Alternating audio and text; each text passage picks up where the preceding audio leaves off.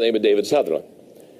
And David Sutherland is not only the leader, the president of the team, he's a major catalyst. Let me explain. Several years ago, Enjoy Stewardship Services is a company that helps churches raise money for building programs, debt, retirement.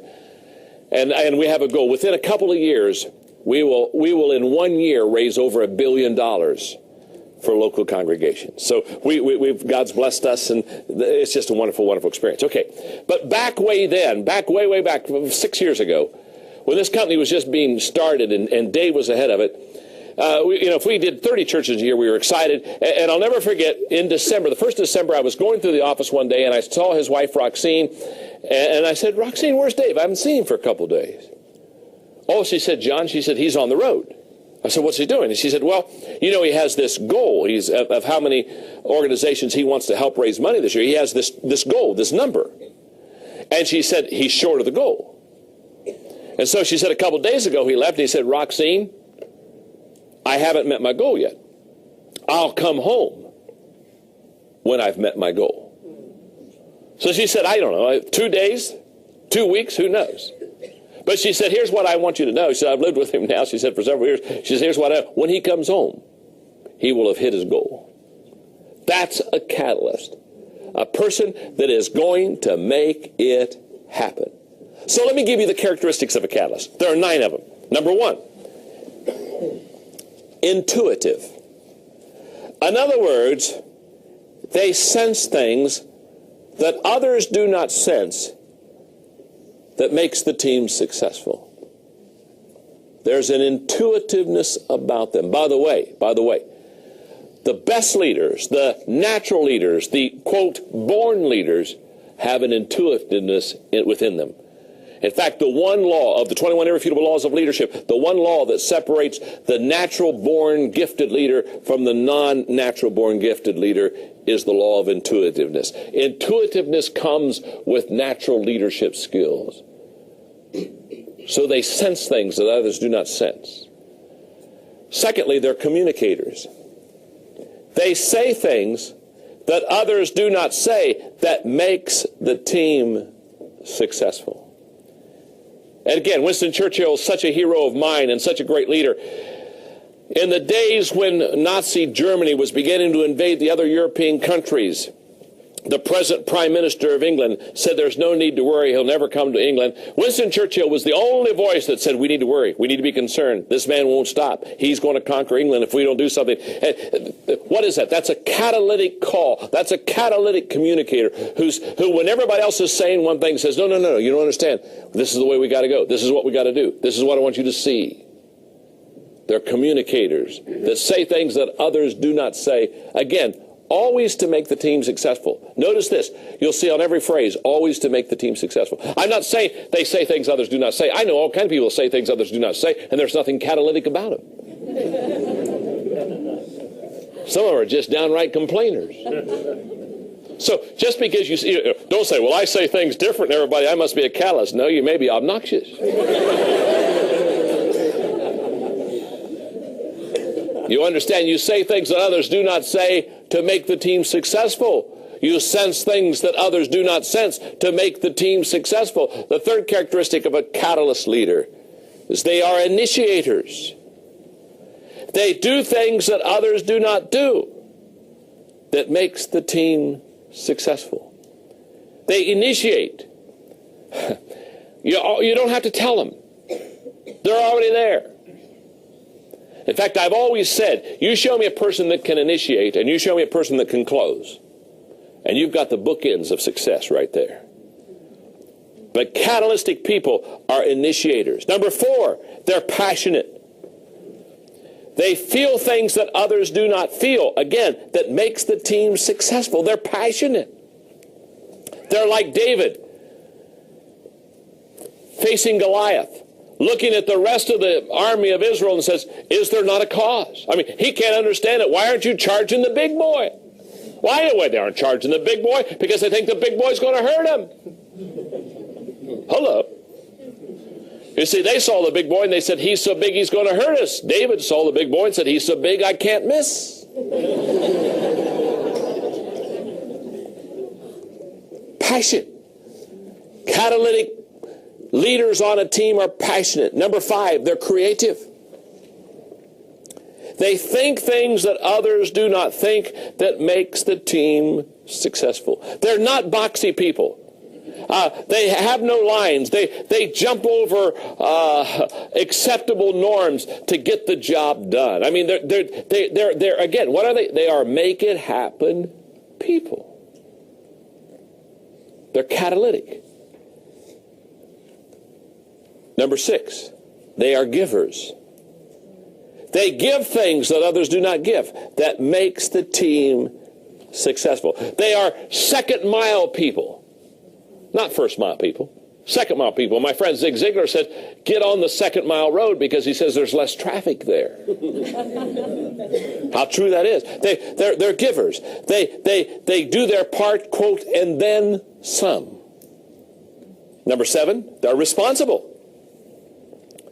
They carry things that others do not carry that makes the team successful. They carry their load and then some. Number 8, they're gifted. They can do things that others cannot do that makes the team successful. There's a certain ability and giftedness that makes the difference of this team player. And number 9, they're leaders. They influence people that others do not influence that makes the team successful. Now, let's talk about it for a second. In finding a leader, in finding this person that's going to be a catalyst on your team, what I want you to understand is something very simple here.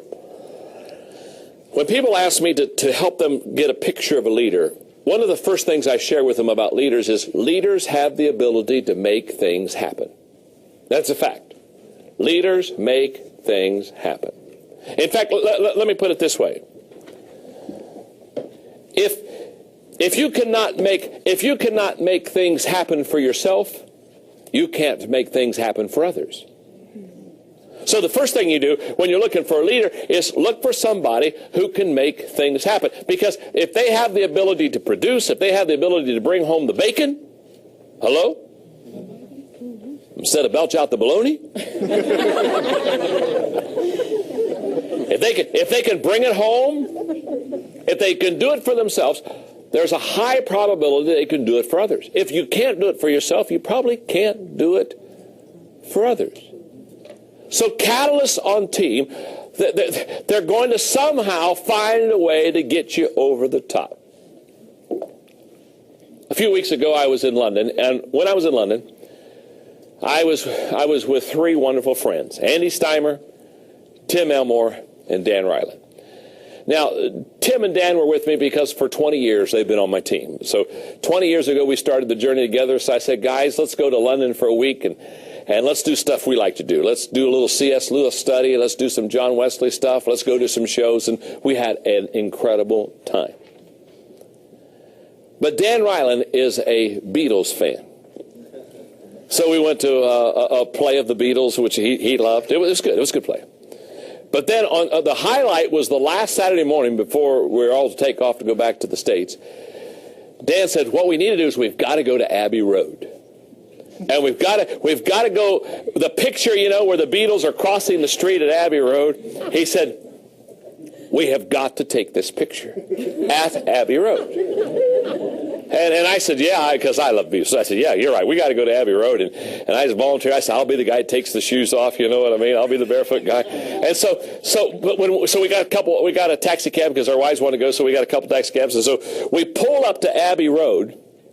And much to our disappointment, the road's closed.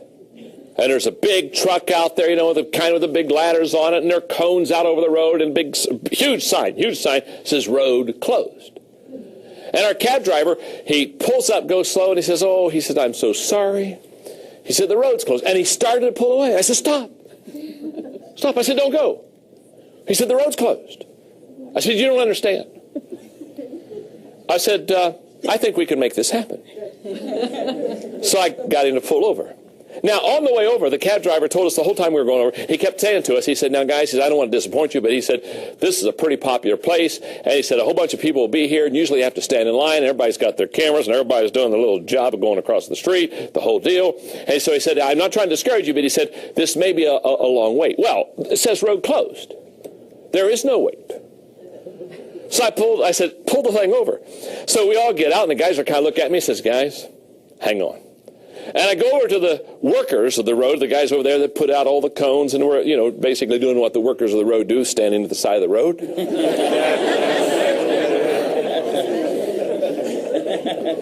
And I said, guys, you have an incredible opportunity today. They said, what's that? I said, I know it says road closed, but I said, we came from the States, and we love the Beatles. And we want to take a picture. And you have an opportunity to make it happen. And I said, all we need to do is move the cones out of the way. And I said, move the truck back just a little bit. Kind of position it in the right place in the road, because one of the things we had talked about at dinner the night before is, if you look at the photo album of the Beatles going across Abbey Road, it's one that's looking down on the Beatles. It's not one on the street level. And so the night before we were talking about how it was going to be tough to get the picture the way it's supposed to be, because we didn't have any way to go kind of top down. And when I saw the truck, the ladder, I realized that this is the way that we would get the picture from the top down. So I told him, I said, we'll have just to move the truck just a little bit to get the picture top down there. And I said, we'll help you. And the kind of guys are kind of looking at each other. I said, you're not doing anything right now anyway. And no, we're not. And so they started laughing, and they started helping me pick up the cones. And so we're all moving all the stuff out of the way. It's a wonderful experience, and we're having the best time. And Patty Ryland, Dan's wife, I said, now, Patty, I said, you get up in the truck here and then get over here and get the picture. So she gets up in the truck to get the picture just the way it is. And everybody's just having a great time. And I take my shoes off, my socks off, and we get the picture just the way we're supposed to get the picture going across there. And she's up there on top of the truck taking it, and all the guys that are supposed to be working on the road, they're clapping and cheering us on now. And the cab driver, I'll never forget it, the cab driver, when we got back in the cab, looked at Andy Steimer, who was with us, one of the four, and he saw me getting all these workers to help us out, because, well, they are workers, so so he saw me getting all the workers to help us out, and he looked at me, and he pointed to me, and he said to Andy, he said, boy, he said, that guy gets things done, doesn't he? And Andy looked at me and says, you have no idea. We got that picture. We got back in that cab. We laughed. We had the best time all the way back, because we got what we wanted to see happen. And the road workers, they were shaking our hands, telling us that we made their day, because this is a very boring kind of job they've got. Now, very simple. You know what we're talking about? We're talking about a catalyst on a team. We're talking about the person who has the ability to make things happen. And what I know about teamwork is that although you've got a total group of people making up a team, there's got to be somebody that's going to make it happen. And you need to recognize that, and you need to support that, and you need to do everything you can to help that person bring you to victory. That's the law of the catalyst.